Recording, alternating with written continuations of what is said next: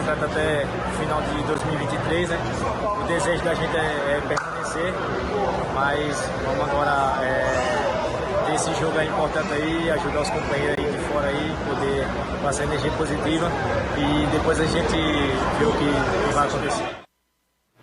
Léo, o João Paulo e o Vagninho começam o ano e eles são os dois titulares do time do Cruzeiro, né? O João Paulo na meiuca, o Vagninho atuando mais pela beirada do campo.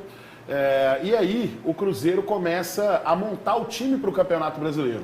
O João Paulo se lesiona, acho até que teria mais sequência com o Pesolano, e o Vagninho nem relacionado para os jogos costumava ser. E eu vinha falando que se não houvesse mudanças no time do Cruzeiro, provavelmente seriam os dois os titulares da equipe.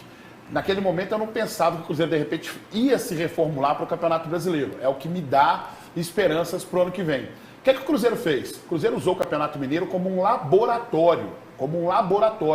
Observou outras competições, viu jogadores em outros estados, foi o caso de ter buscado o Neto Moura, né? Ouviu análise de desempenho em relação ao Bruno Rodrigues, se reforçou, trouxe bons jogadores e conseguiu o acesso de forma antecipada. Vagninho e João Paulo têm contrato até o final de 2023, até dezembro de 2023. Em agosto, o Vagninho tentou uma conversa com o Cruzeiro a respeito de uma rescisão de contrato. Não foi adiante essa conversa, né? Geralmente o jogador poderia querer algum benefício, alguma coisa aí, de repente, de multa. O Cruzeiro não achou interessante, então fala, não, melhor seguir o contrato, fica mais viável pagar o salário do que propriamente pagar uma multa agora. Isso é opinião, não é informação. A informação é que ele tentou essa rescisão. Então vamos esperar as cenas dos próximos capítulos, vai ter muita reformulação no time do Cruzeiro, sim, e acredito que o Cruzeiro vai fazer a mesma fórmula que fez no ano passado.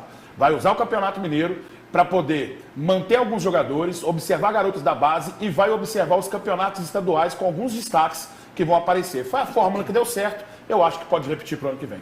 Por falar em informação, o Diego pede a você que informe. O Luvanor deve ficar para a próxima temporada? Acho que não. Acho muito difícil conseguir, de repente, uma renovação com o Luvanor. Acho que o próprio jogador não tem o interesse de permanecer, mas são cenas que a gente vai ver aí durante os próximos capítulos. O próprio Luvanor falou também, mais ou menos, não cravou, mas eu senti meio que o tom de despedida também aí do Luva em relação a isso, né? Mas acho que agora a SAF com a SAF, foi aquilo que o Fael também falou, o Toledo também sempre falou sobre isso, acaba essa condição também de você ser grato ao jogador.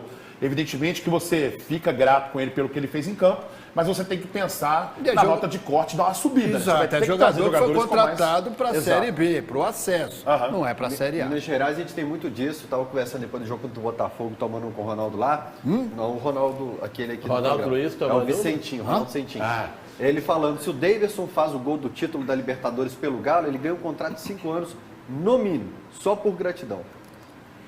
E é o que a gente não quer que aconteça no Cruzeiro. O que a gente quer agora é profissionalismo, né? Agora... E ontem eu dei o exemplo, por exemplo, do Cacilhas, né, no Real Madrid, vários jogadores, o Raul, por exemplo, um dos maiores jogadores da história do Real Madrid.